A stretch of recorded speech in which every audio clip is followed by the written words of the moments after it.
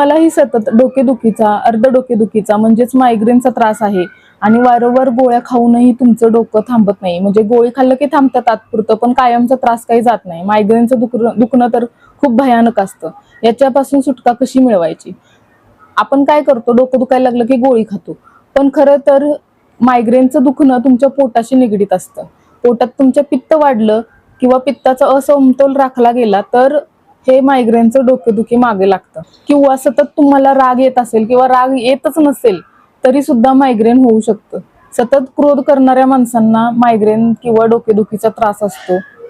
खरं तर ही काही जी डोकेदुखी आहे ती तुमच्या शरीरातील एका चक्राशी निगडीत आहे. ते चक्र कोणतं, तर ते आहे सोलार प्लेक्सस चक्र किंवा मणिपूर चक्र. तर यामध्ये जेव्हा इम्बॅलन्स होतं किंवा बॅलन्स राखला जात नाही तेव्हा ही तुम्हाला डोकेदुखी येते.